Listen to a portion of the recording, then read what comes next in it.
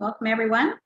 We're just going to give everyone a few minutes to get settled, and we'd love to be able to include you in any new information that we have coming out from the Fraser Health Medical Staff Wellness Committee. So if you wouldn't mind putting into the chat your name, where you're from, and if you feel comfortable, your email. And so we will be collecting those at the end, not to give you spam, but just to keep you updated on things that are going on and invite you to things that might be happening in the near future.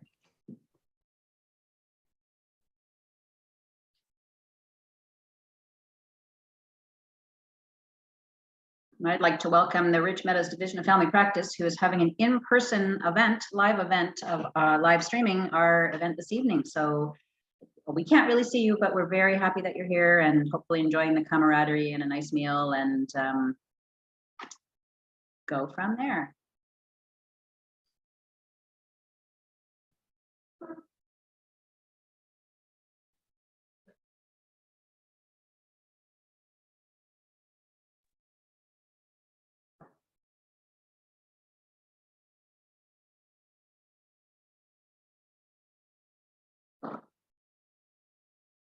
So Connie, can you put up the slides, please?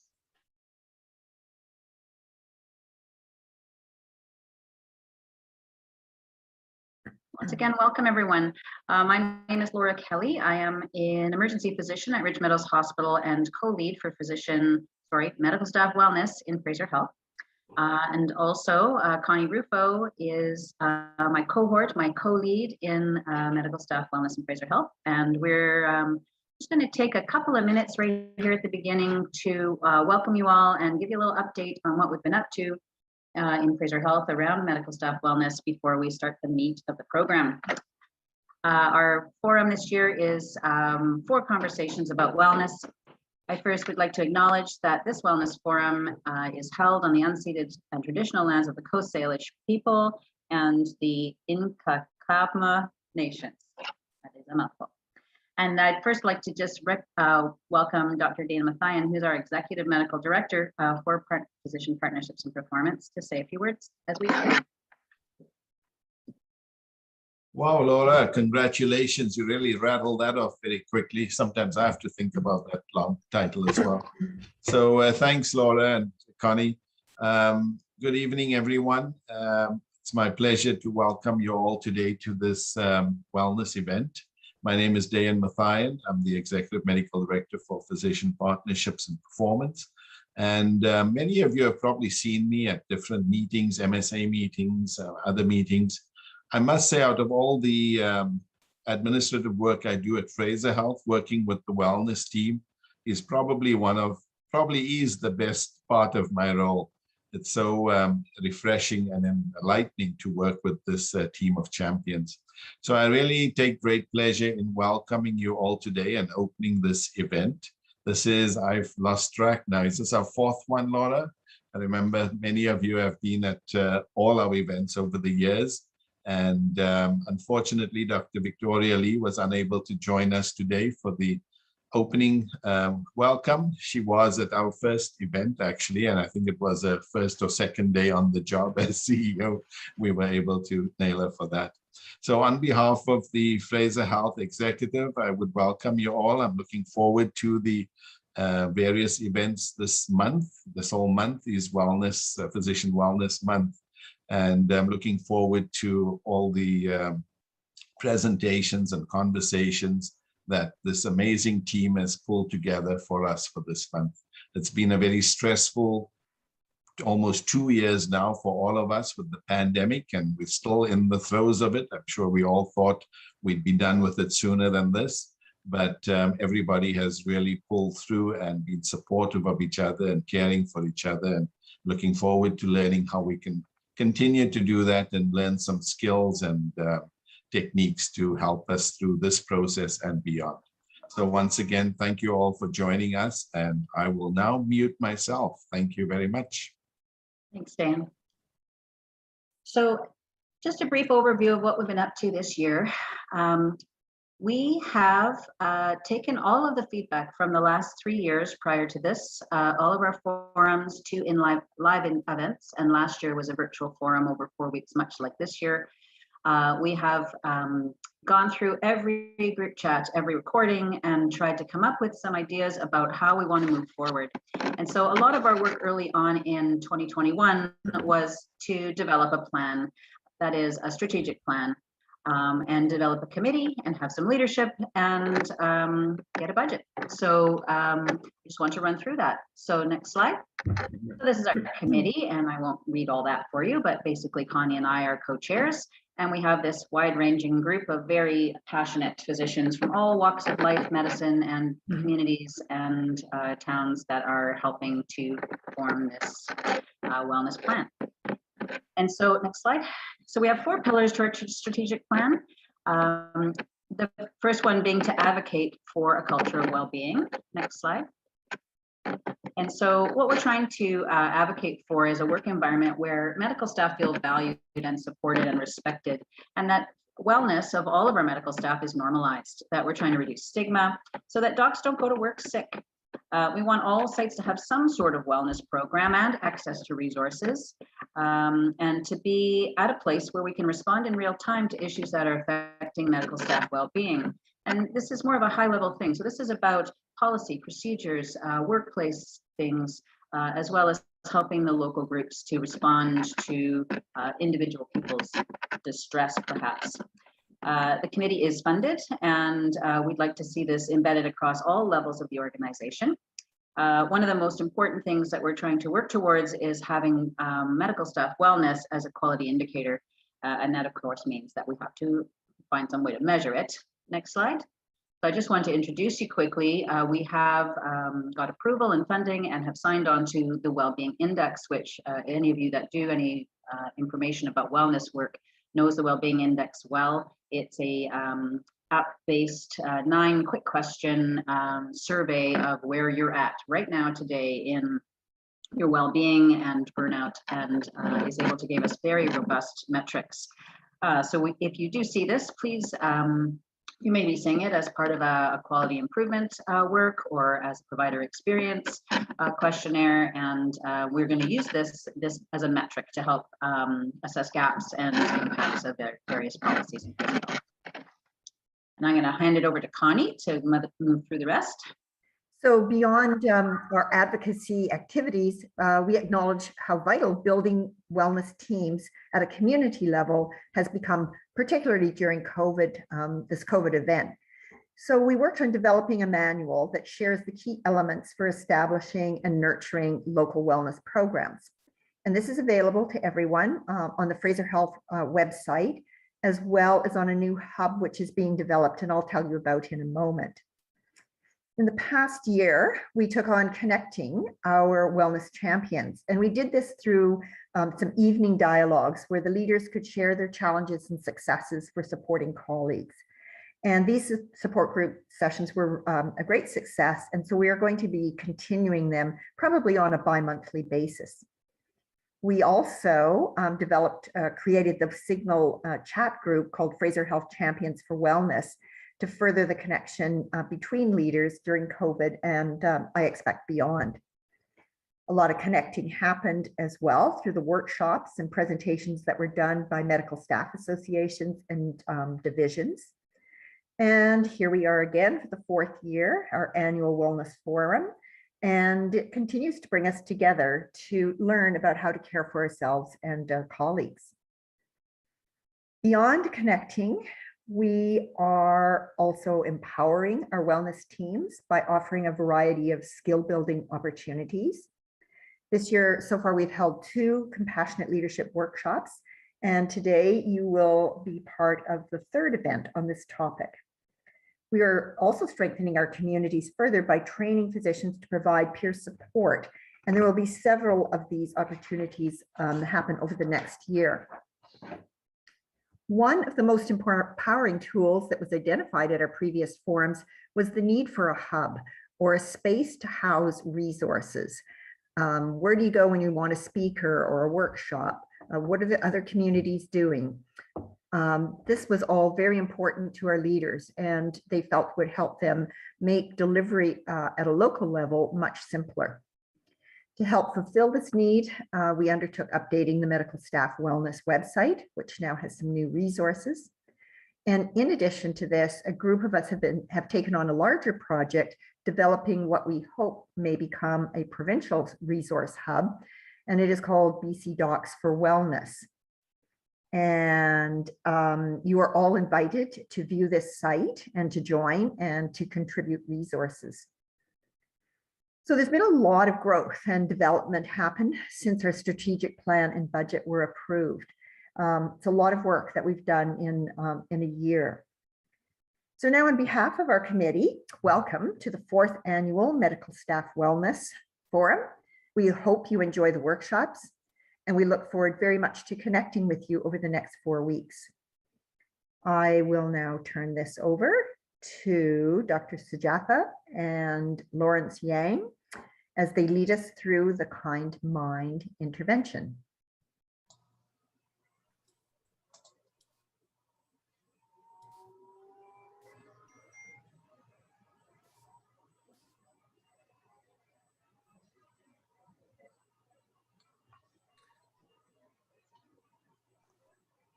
Thank you.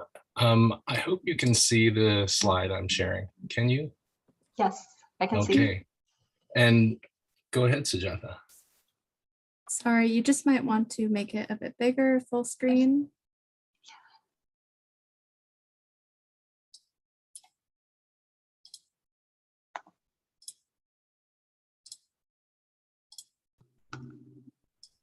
Perfect. Okay. Can everyone hear me okay? Okay, perfect. Good evening, everyone. My name is Sujatha Nelavar. Thanks for joining us this evening for the Kind Mind intervention. We hope you'll be enlightened by trauma-informed, compassionate leadership powered by self-compassion. At the request of Fraser Health Leadership, tonight's session in the main Zoom room will be recorded to allow for review for those unable to attend, but your breakout rooms will not be recorded.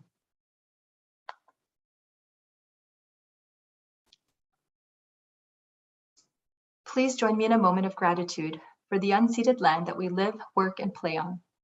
May we consider how we might each shift to advocate for and to build authentic, kind, equitable, and safe relationships with all people, and namely the Indigenous people of our province.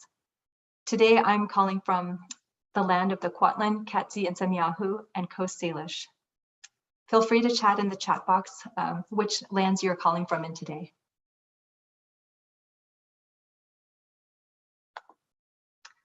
We'd like to give a shout out to our Fraser Health Wellness physician leaders, Dr. Connie Rufo, Laura Kelly, Dr. Diane Mathayan, Dr. Liz Froze, Dr. Raymond Dong, Dr. Sarah Lord, and Dr. Clement Fung.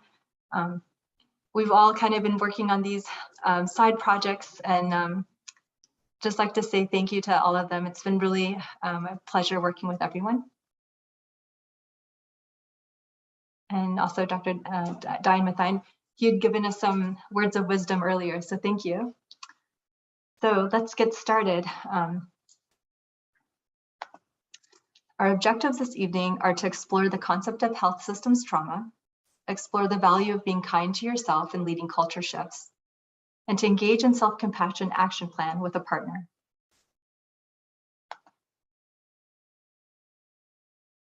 So before we get started, a little bit of housekeeping. Please mute yourself when not speaking to reduce unintentional audio feedback. Consider keeping your camera on. If someone shares something personal, please assume it is sensitive information to them unless they express otherwise to you. The MRI rule, take the most respectful interpretation of what's shared, and spelling doesn't count in the chat box.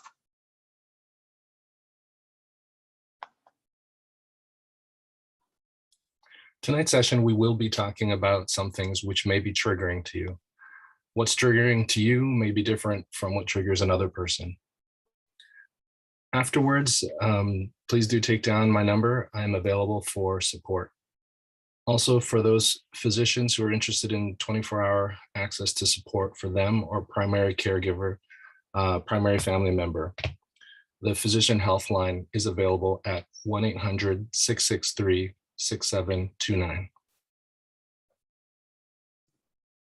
This is our agenda for today. We have some silo bridging activities. You guys are each in kind of a potentially different silo. We have discussions on unconscious bias, our harsh inner critics, health systems trauma, emotional contagions, self-compassion and compassionate leadership, breakouts, and making a self-compassion action plan. We'll be holding this agenda lightly. I'd like to introduce Sujatha, who you guys have just heard from. She's a community-based family physician in Surrey North Delta. She's a board member at the Surrey North Delta Division of Family Practice, and she's a co-chair of the Physician Wellness Committee there. And I'd like to introduce you to Dr. Lawrence Yang. He's a family doctor in Surrey, the chair of the Surrey Memorial Hospital Wellness Committee, quality improvement coach, peer mentor with practice support program, and the Doctors of BC rep for Psychological Safety Working Group. I'd also like to introduce you to Alan Alvarez, an ethicist with Fraser Health Ethics and Diversity Services. He is known to say, and I quote, "My job is about value that apply to healthcare. It goes beyond the golden rule and asks how individual patients want to be treated versus how we as health professionals might want to be treated."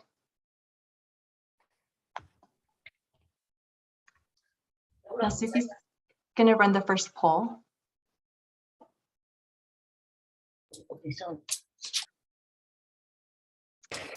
Go ahead and answer the poll that's on your screen right now. So I feel comfortable saying no to demands requested of me if my schedule is full.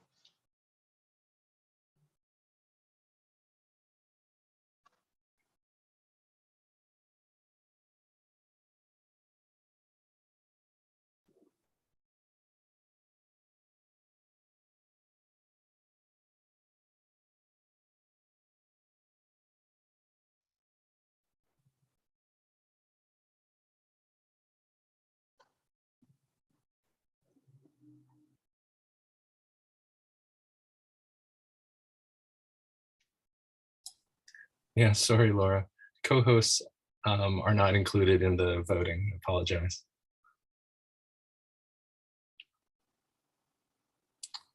We have 39 out of 46 participants.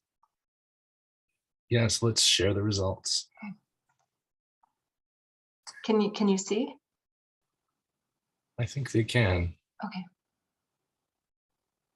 What does it show, Sujatha? So it's showing 5% strongly disagree, 26 somewhat disagree, 13% are neutral, and 51% somewhat agree. Not too bad. Okay.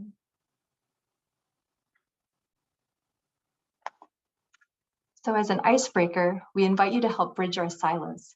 You'll be randomly paired and placed into a breakout room to discuss what you're going to do for the holidays next month. You'll have 2 minutes each, and then we'll bring you back in about 4 minutes to report out.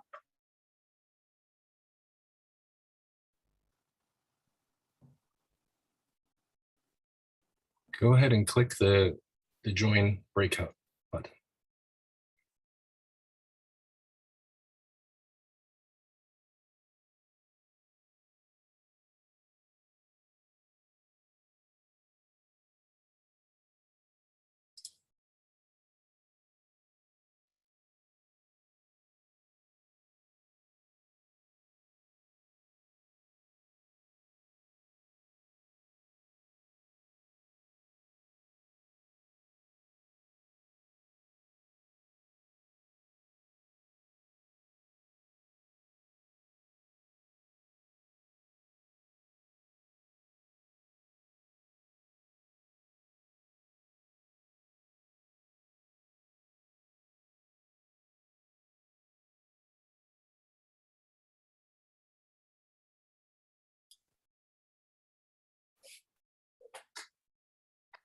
Hello.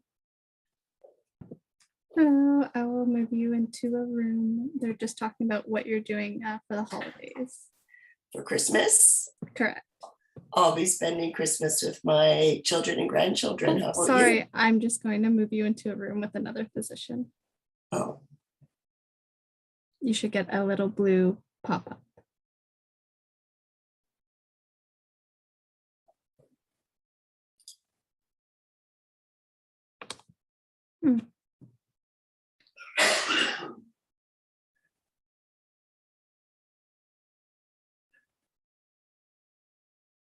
it's okay if you don't. No worries. I'm just trying to do all of these. Let's see. Karen.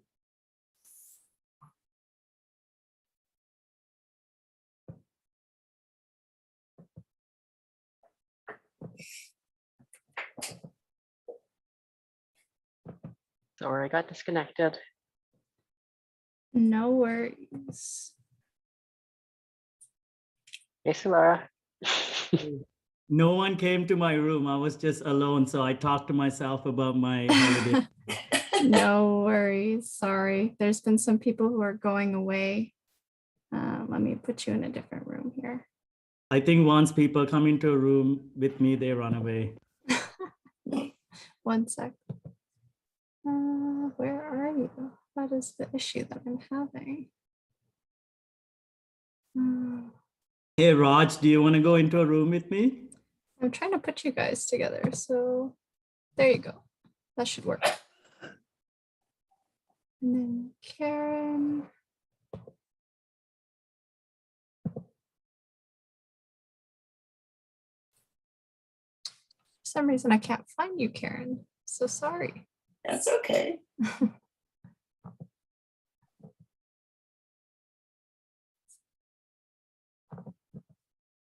Well, I'm actually just staying at home and spending time with the family. My name is Okay. Suki, by the way. Nice to meet you. Nice to meet you too.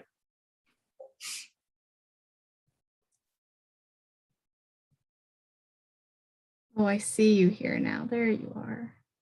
All right. You're hiding in a room. That's funny.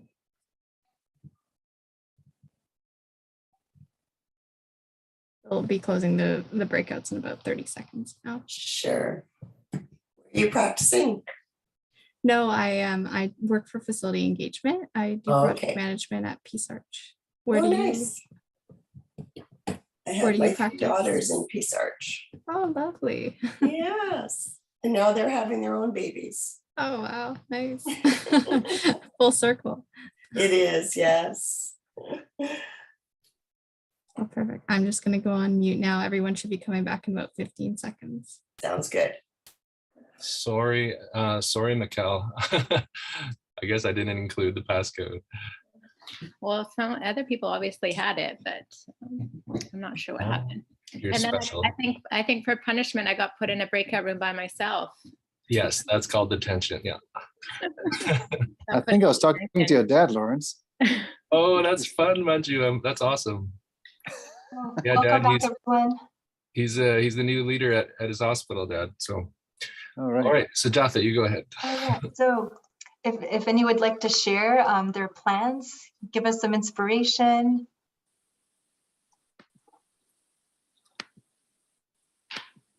You could type it in the chat or unmute, right? That's right. Well, I'm never shy for going first, so I'm gonna spend probably about a week with my sister and her family, 3 kids, who are coming up from California, and haven't seen them in over 2 or 3 years. So, and we usually see each other at least once a year. So I'm looking forward to that. Nice. That's awesome, Elaine. And you're still working out in Langley, right? Oh yeah, the best place. Awesome. So seeing a lot of time with family, international travel, holiday with the family. Sounds like family is the theme. Nice. Yeah, I'm excited that you don't need to get tested to go south of the border now. Coming back, you still probably will. But, Okay. skiing and Whistler, yeah. Why don't you tell us about what self-compassion actually is defined as? Yes, let's delve in. So I'd like to introduce you to the concept of self-compassion. Ultimately, this can help us leading change within ourselves and others. So self-compassion is mindfulness, self-kindness, and humanity. Mindfulness is recognizing when you are stressed without being judgmental to yourself. Self-kindness is being supportive towards yourself instead of being critical. And humanity is knowing you're not alone in the mistakes you make or the difficulties you experience.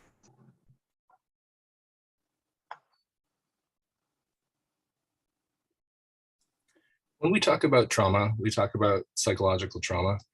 I link it to our system in that the way our system was designed in a patriarchal fashion, the nature of our system, health system design, and its limited resourcing, I think that's really traumatizing for a lot of us.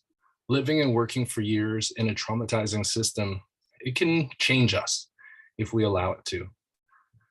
The behavior of our leaders, the formal leaders and the informal leaders in our peers, when we perceive their behavior as not being kind or not being compassionate or not being safe, we can start to feel like we're constantly under threat within our workplace.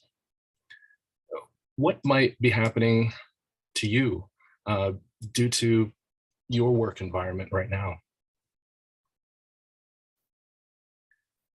At work, we can experience many types of loss and pain, from the loss of actual patients, the connections, the relationships we've had with the patients, the sense of failure sometimes when things go wrong in the system, the repeated distress when your efforts to improve things seem to keep failing or hitting stumbling blocks. Some of us try to normalize that trauma. That's just how it is. We need to suck it up. We need to stuff these feelings down. We need to push through. We need to turn off the emotions. Don't feel them. Just focus on the tasks. When we do this, when we resist feeling the pain of these traumas, we might actually start to worsen our own situations.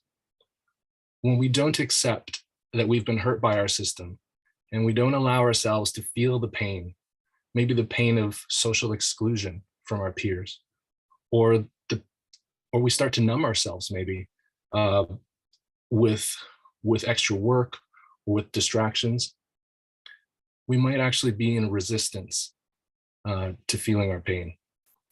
When we avoid actually experiencing them fully, when we kind of block out our emotions, we can't really see or perceive them clearly and perceive actually how we're feeling. And in that way, we don't recognize our own needs for warmth, our own needs for compassion, our needs for healing within ourselves.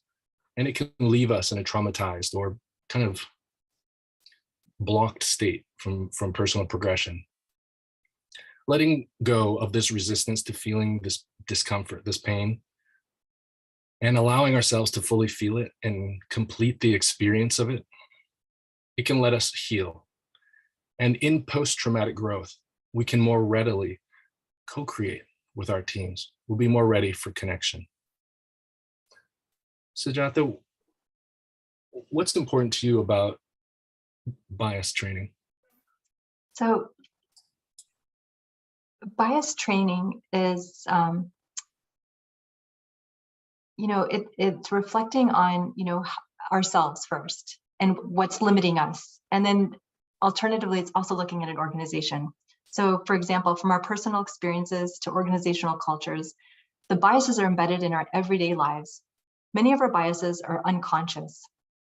Some call these biases the hidden curriculum in certain organizations.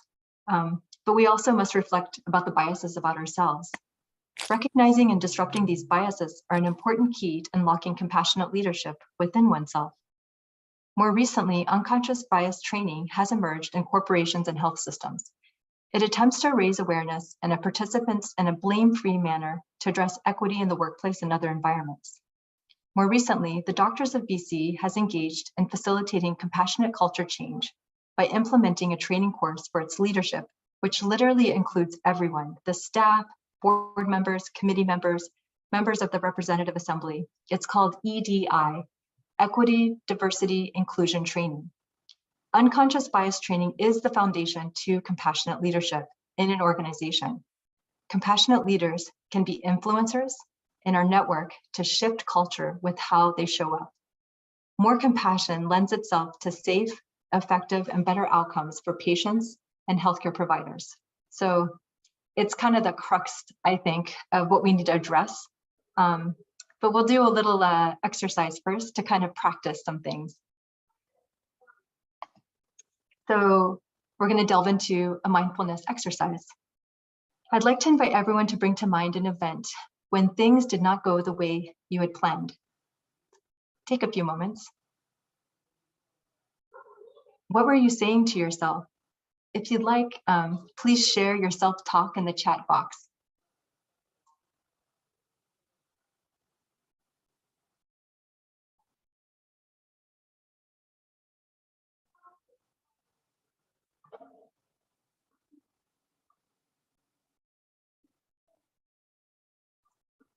I'm just going to be reading out a few. I'm such an idiot. So slow to figure this out. Crap, what did I miss? I should have done something differently. What's wrong with me? Back to the drawing board. Okay. Oh, great. I think I can't read that explicative.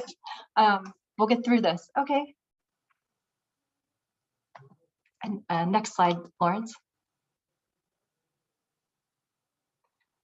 Now, what if this happened to a friend? What might you say to them? Again, take a few moments, and if you'd like to, please chat or in the chat box.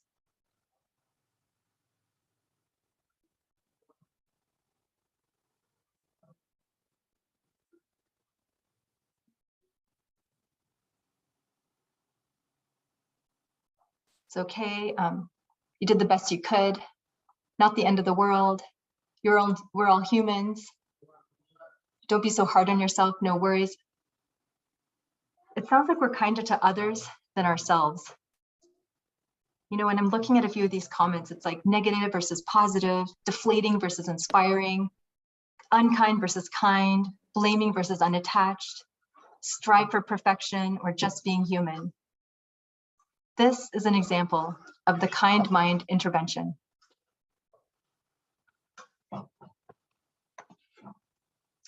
Next slide. As I mentioned earlier, the foundation of compassionate leadership is self-compassion. Self-compassion practice involves mindfully and fiercely standing up to our harsh inner critic, as we just experienced. With mindfulness, we can separate out this critical voice from reality. We can bring to mind our common humanity. We can bring to mind a fiercely compassionate response towards that harsh inner critic. And all of this brings us back to loving kindness towards the self.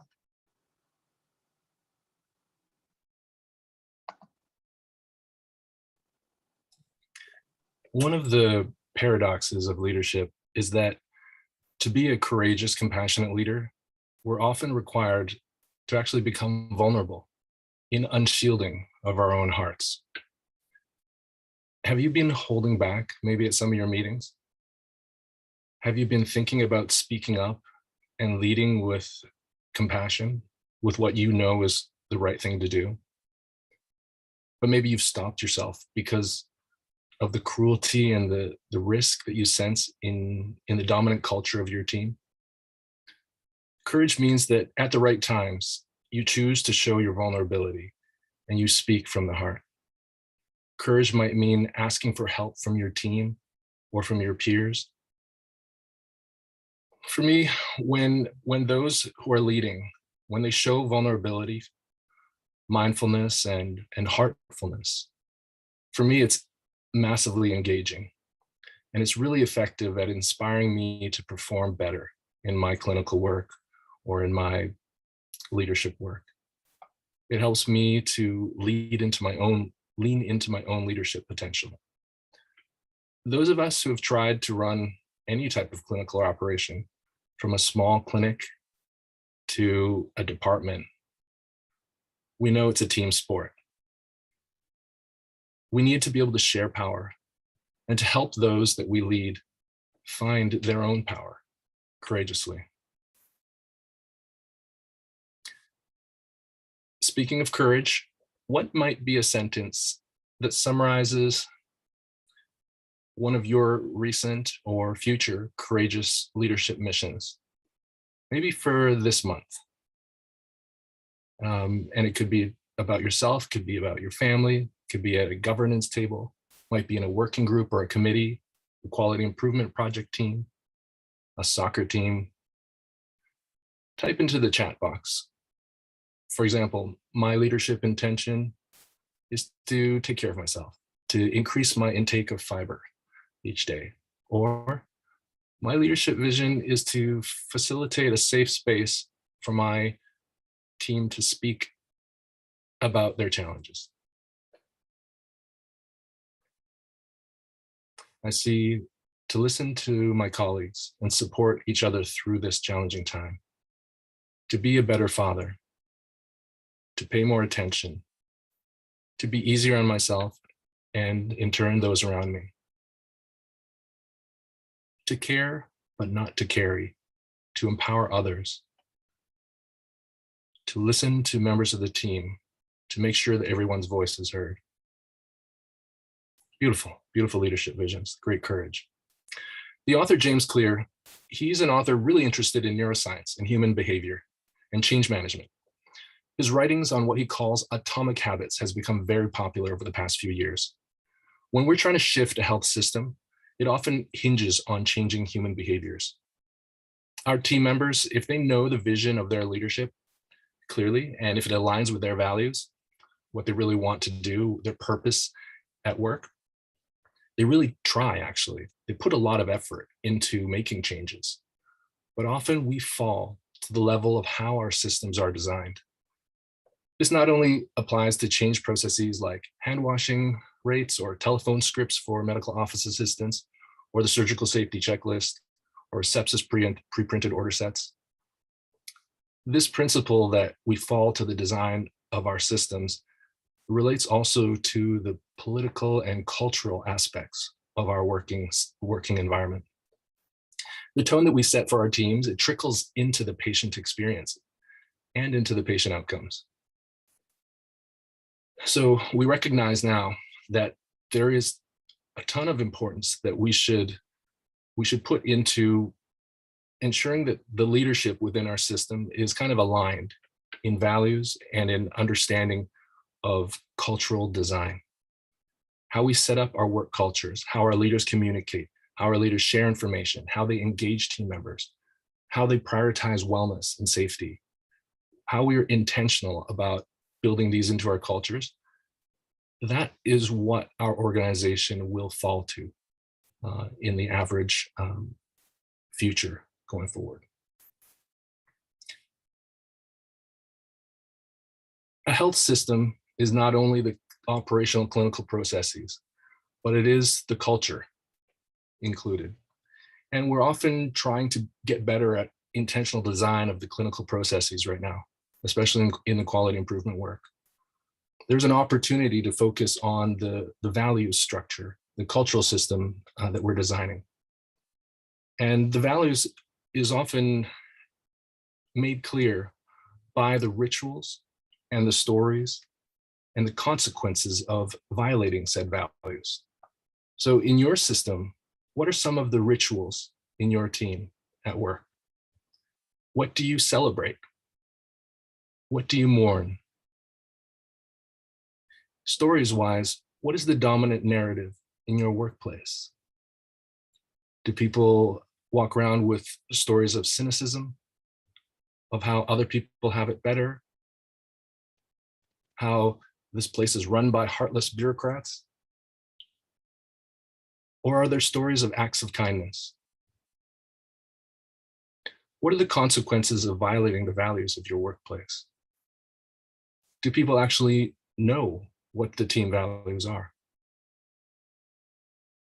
Are people easily ostracized and suppressed when they violate the values? Is there due process in how decisions are made?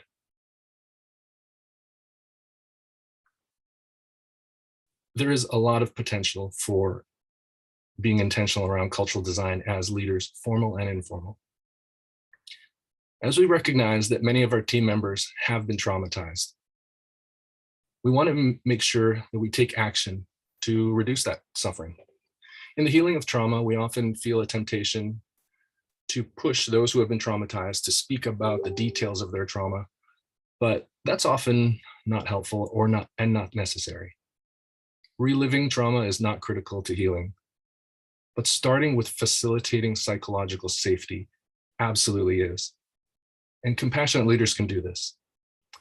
In safe space, people have an innate ability to reflect and reframe their experiences and choose new perspectives and choose new ways of being. When we've been traumatized, when I've been traumatized, sometimes I find ways to cope with my psychological wounds. I can choose adaptive ways of coping or maladaptive ways. I might choose to self-medicate my existential pain in the system with various coping strategies. Overeating is one of them. Overworking is one of them. Chasing adrenaline in my activities. Chaos chasing. Doing a lot of rescuing behaviors, rescuing others. Gambling. Video game addiction. Alcohol overuse. Opioid misuse. Sex-related addictions. You name it.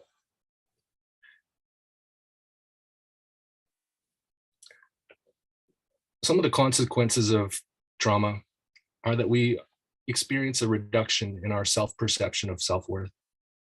We can hold on to shame unnecessarily, develop distrust of authority, and experience cyclic relationship phenomenon, where certain relationships replay in our lives. And we can develop resentment. Trauma, of course, leaves wounds. It leaves pain. And when we don't intentionally work to heal our pain, our wounds bleed. How might our wounds be bleeding on those in our workplaces, in our families? When I've been hurt in the past, maybe betrayed by people in the system that I trusted, I held on to memories of that hurt, the negative energy around that pain. It stayed with me. I didn't want to let it go. The emotion of hurt sometimes is stored in parts of my body. Maybe I have more muscle tension. Over time, it feels like something gets blocked within me. And we can actually normalize and try to adapt to this type of held trauma. And it can actually begin to impact our perception of our own system, of the capability and the possibilities within our system, limiting our leadership vision. Living with unresolved trauma is a bias, and holding on to this bias can actually obstruct the progress of our own personal development, as well as the progress of our communities, limiting our ability to contribute to our communities as our true selves really want to. In exhaustion under the weight of trauma that's exerted on us and that we accept to internalize from the system, we can become crass and less sensitive to the needs of ourselves and of our patients. In moments of lower awareness, as trauma victims, if we choose to be, we can easily become transmitters of trauma ourselves. And we can begin to perpetuate as leaders a form of intergenerational systems trauma.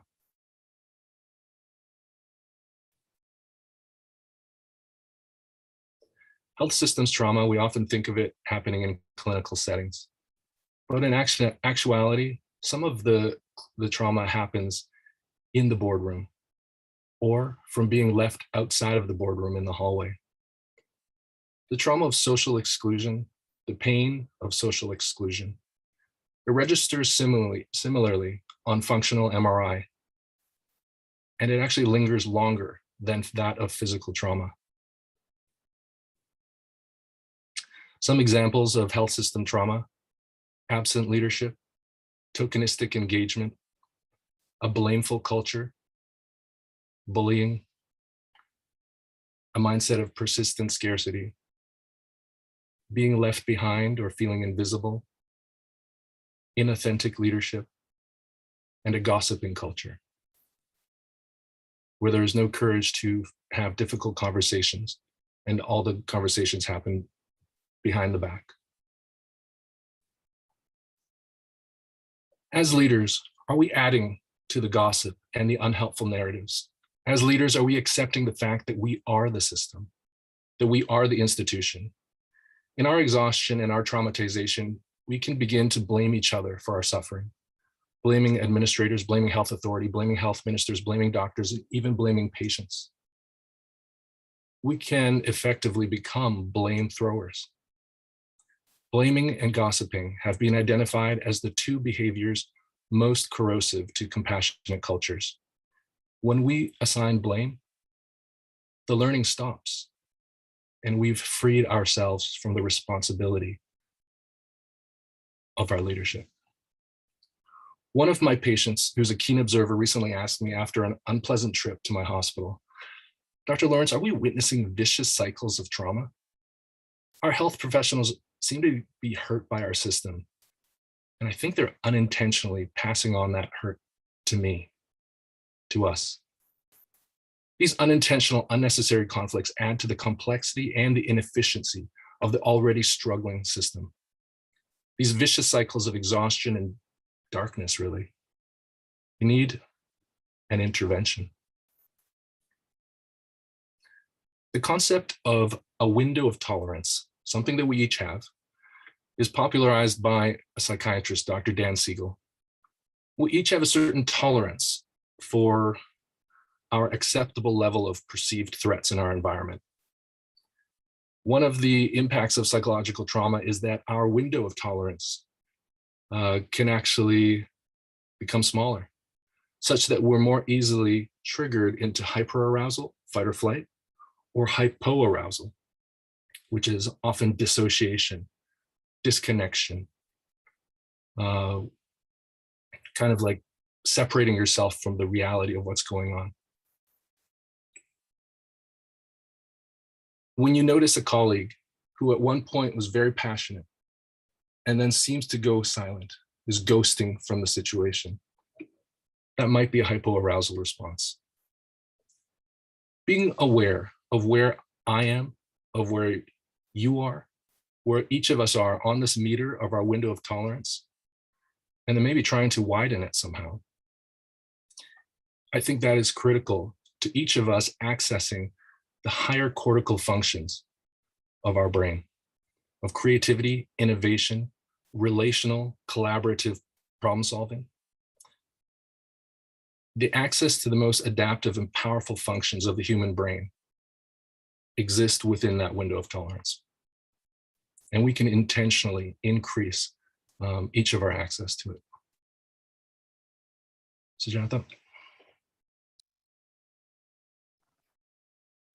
So behavioral neuropsychiatry and organizational science have taught us that in a strapped resource constraint system like ours, our only chance of sustainability and survival is through innovation. Whether teams are in a state of fear or safety, this will influence how teams innovate.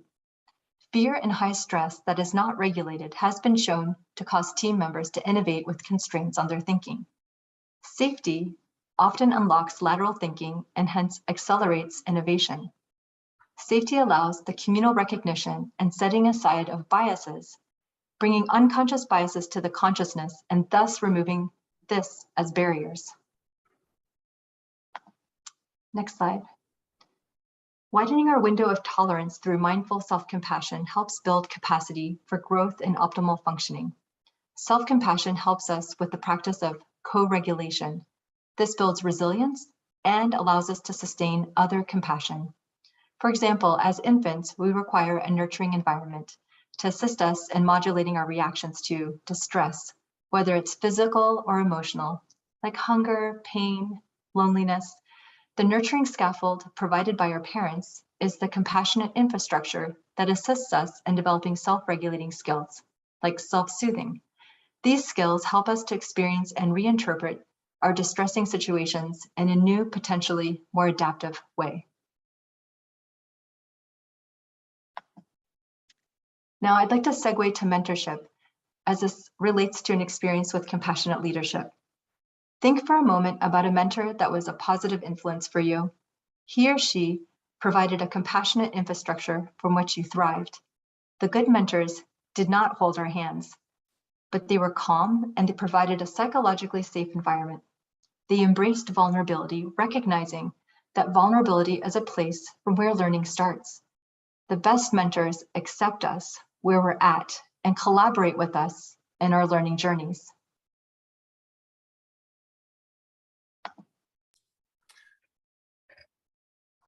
There are 4 core behaviors that we can use to generate virtuous cycles of compassion, to accelerate these kind mind interventions, to disrupt the vicious cycles.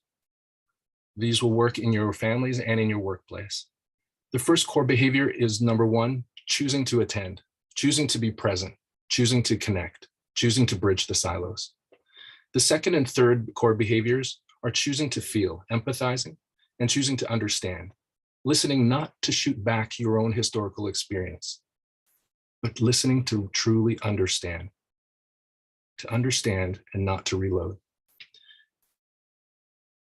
And as compassion has with it the desire to help, the desire to relieve suffering, compassionate leadership's fourth core behavior is taking intelligent action to help. Intelligent actions in complex systems like ours is rarely what one person can do alone. Indeed, what one person can do is almost never sustainable when dealing with a complex system. Intelligent actions lie in the engaging and leveraging of the hive mind in team-based change, team-based innovations. Compassionate leaders intentionally unlink from unhelpful defeatist perspectives, and they lean into optimism. They take that chance courageously. They lean into what is possible with what we have right now. Distributing leadership in a team aligned in its values of sustainable, high-quality care. That's the most intelligent, compassionate action that we can take in a suffering health system. So, Jonathan? In England, there's something called the King's Fund, and it's an independent charitable organization working to improve health and care. Here's their list of what a compassionate leader is. Authentic, optimistic, recognizes interdependence, prioritizes care overall, not just in one silo.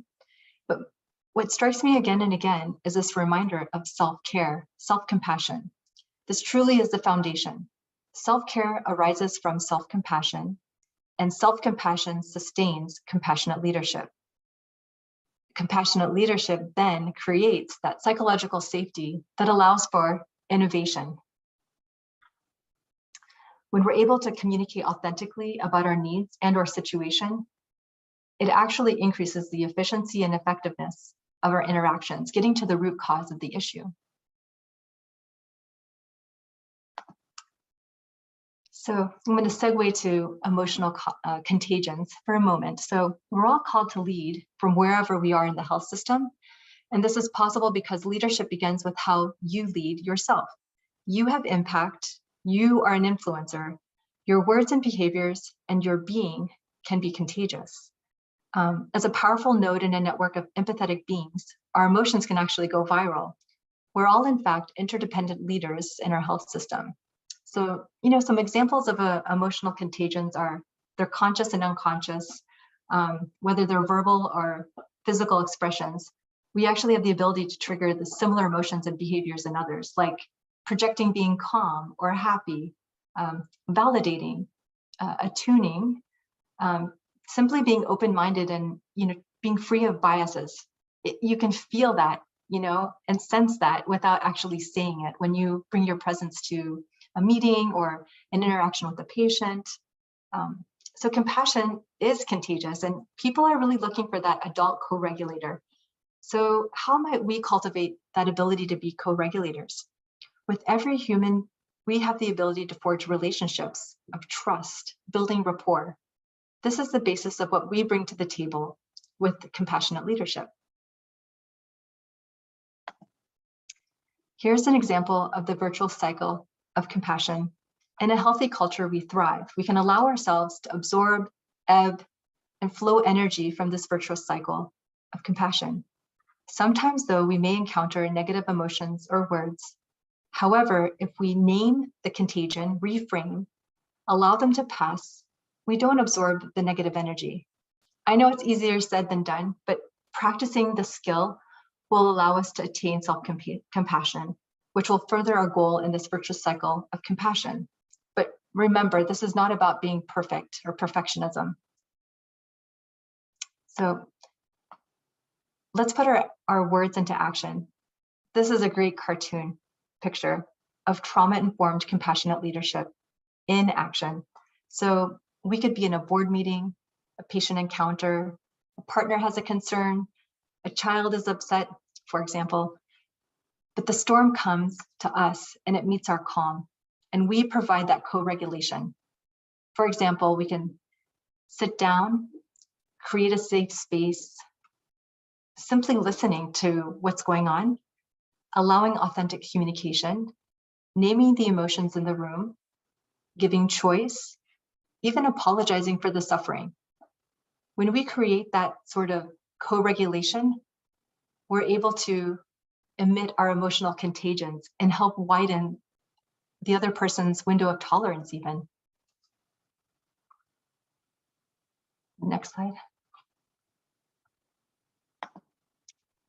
So this quote is kind of personal, but a powerful reminder about what self-compassion is as the basis of compassionate leadership.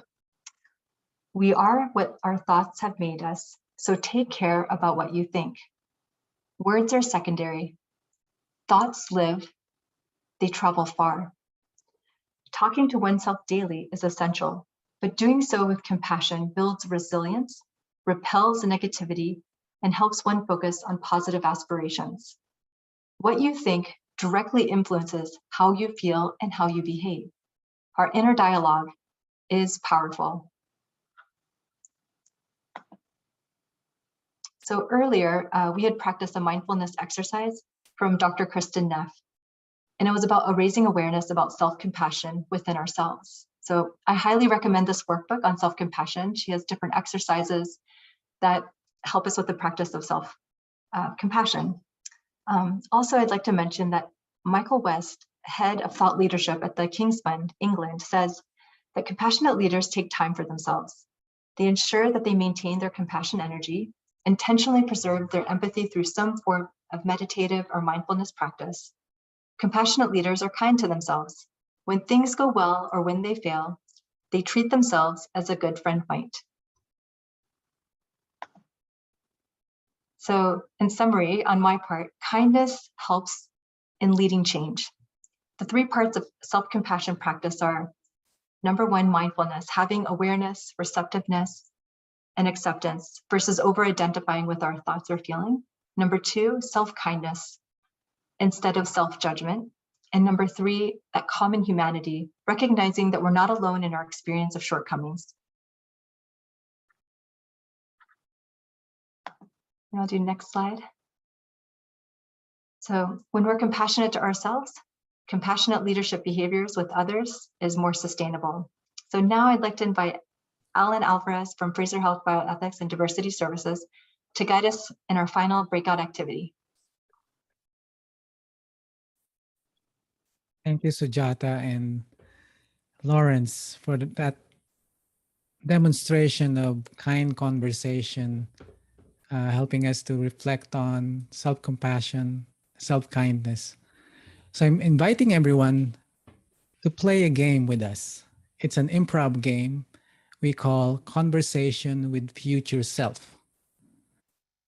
So what we basically will do in this game is we will be paired up. Suki will pair us up in breakout rooms. And in that paired conversation, you will take turns playing the role of your future self. No, the future self of your partner, sorry. So each of you in that pair will role play as the future self of your partner to help them practice treating their future self with kindness. So it's kind of a what you call this, a simulation. I know it's really difficult to do this like to yourself. So instead of doing it to yourself, a partner will help you simulate it. So this is basically done. If I may ask Lawrence to demonstrate this with me briefly.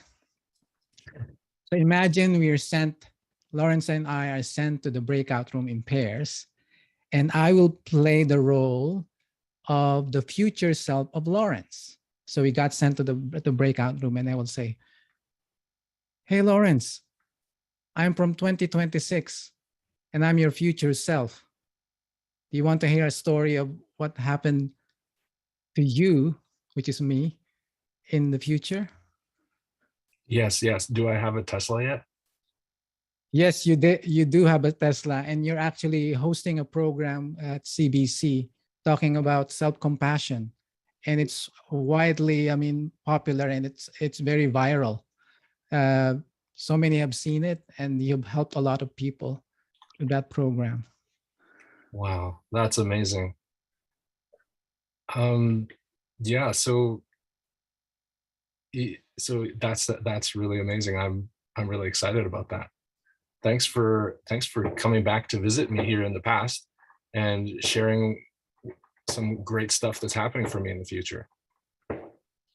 Thank you. So that's a demonstration of me playing the role of Lawrence's future self.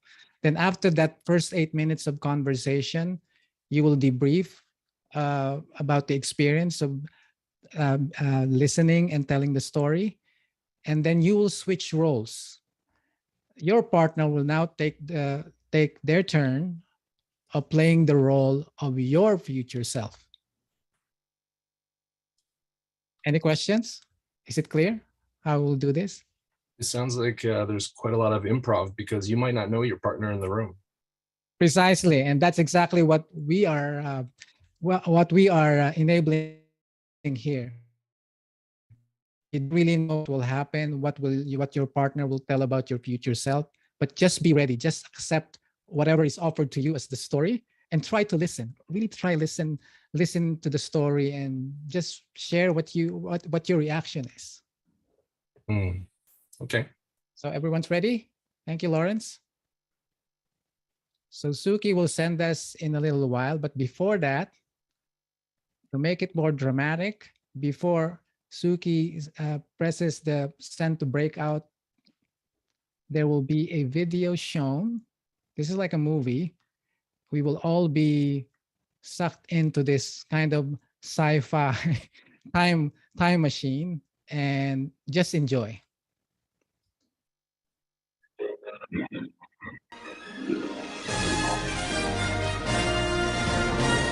You accidentally time traveled to the year 2026 because of a Zoom meeting quantum fluctuation caused by the breakout room dysfunction.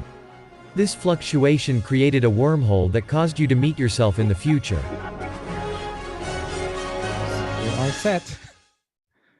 Suki, please send us to the breakout rooms.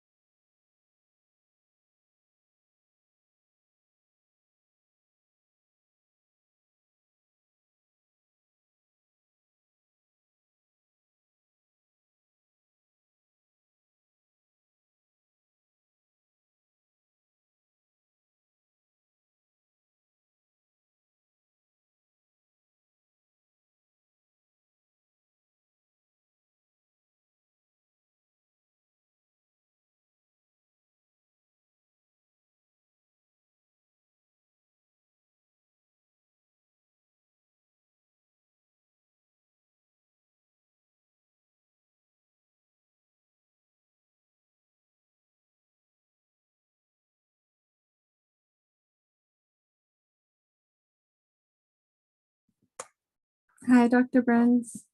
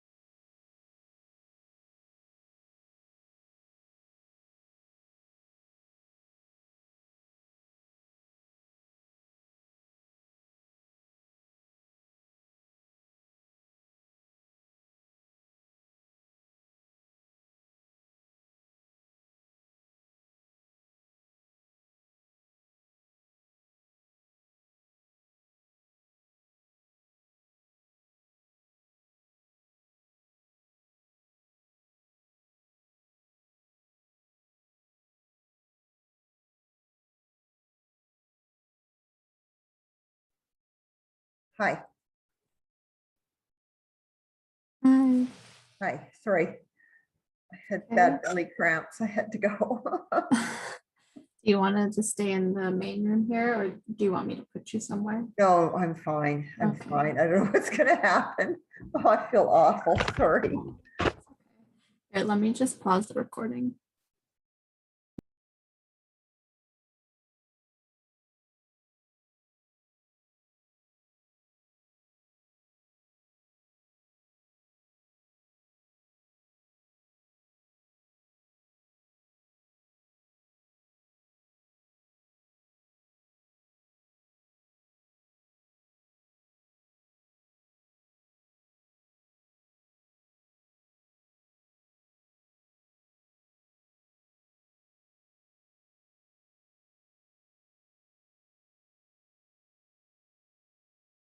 Thank you, everyone. Thank you for doing that. Thank you for your kindness and generosity to your partners. I hope you enjoyed that session. And so maybe before we close this session, and I'll turn it back to Lawrence and Sujata, Connie, and Laura. I just want to hear maybe just to debrief of the experience. How do you find having a conversation with your future self? How was the experience?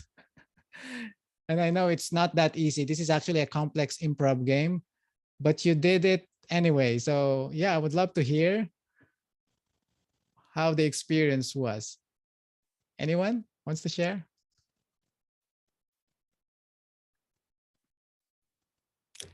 I definitely had huge fun.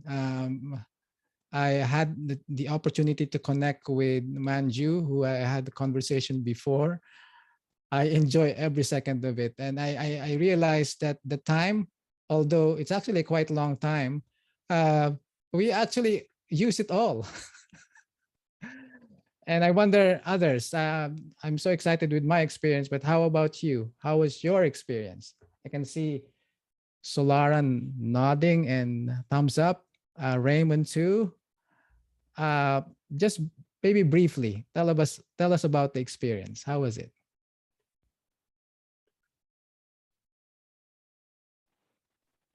I can maybe talk since there's not much. I found that it was quite, in a way, surreal having someone imagine my future self. And it's kind of one of those things that you kind of hope you could do almost, right?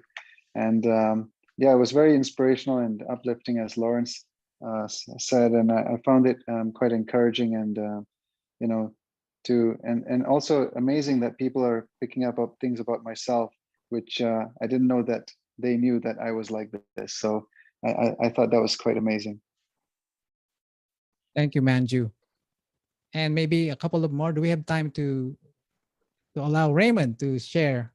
Well, I thought it was kind of like, you know, Michael J. Fox in Back to the Future, riding on that little spaceboard. But my partner tried everything to make me happier. Like everything she said was like a positive thing. You know, the future was nothing like now, and it was always better. And I achieved all my values and goals and stuff. And so that was great. I said, this is my Garden of Eden.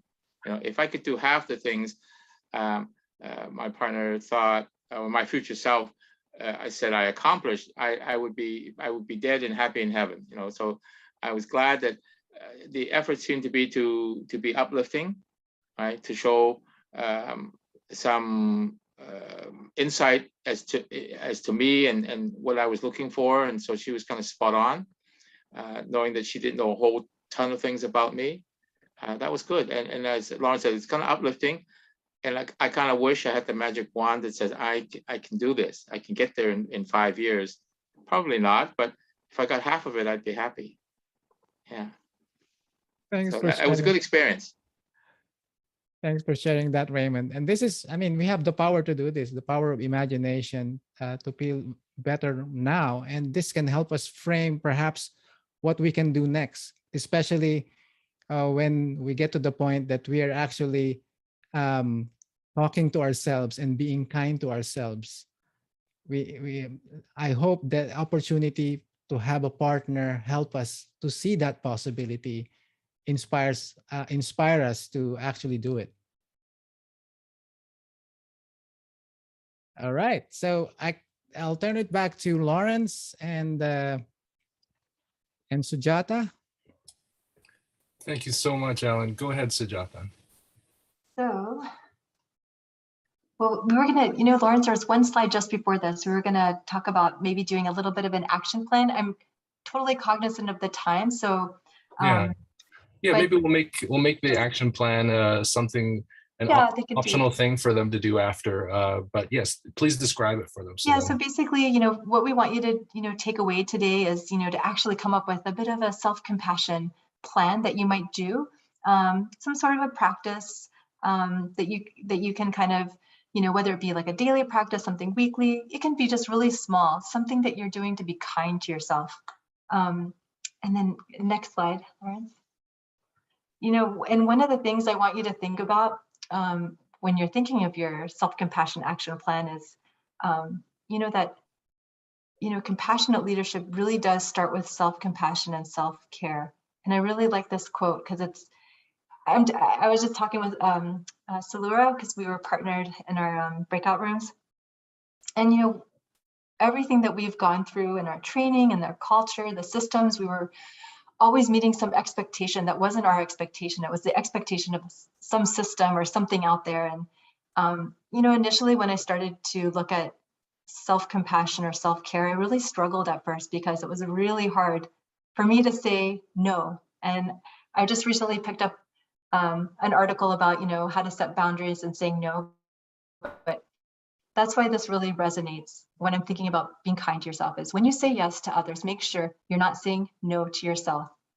And I think if we're able to do that, that is the start of being kind to ourselves and infusing that self-compassion that we want to spread to others. Thank you, Sujata. Paulo also is the author of The Alchemist, many of you will know. And sometimes we wonder, why is November Fraser Health's Physician Wellness Month? And I think it's because November has the word no in it. Say no to things that drain you. Suki's going to run our exit poll, and then you'll have a chance to either stay online and do your action plans with us, or you're free to go. Go ahead and do your poll. It should be on your screen.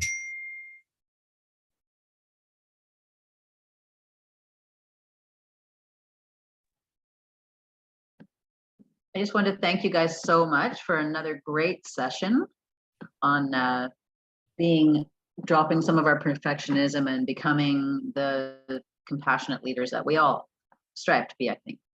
I also want to remind everyone that's on the call to spread the word. Our next session is on Wednesday, November 10th at 5:30, same bat channel. And this one is going to be on moral distress, what it is and what we can do about it. And it's going to be led by one of the physicians from the Physician Health Program. So I hope to see you all out for that one and sharing our community of wellness champions. Thank you much for being here. Have a good evening.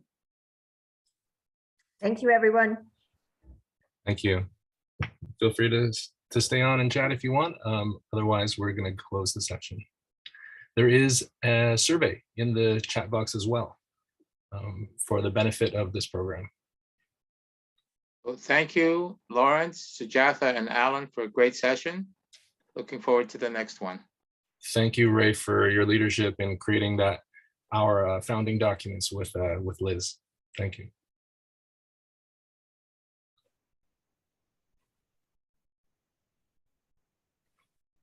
Thanks, guys.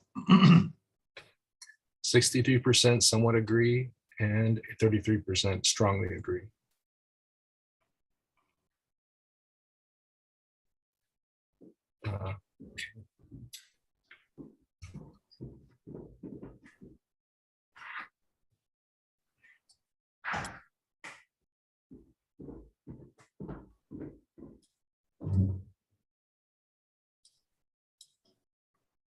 Thank you, Farine, for coming. Thank you, Elzbieta.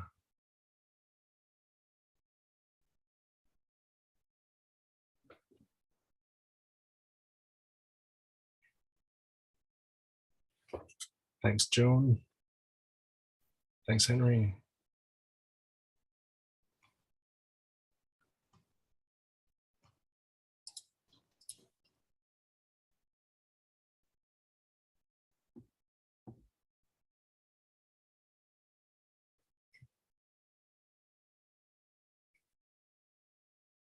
Suki, I think we can stop the recording now.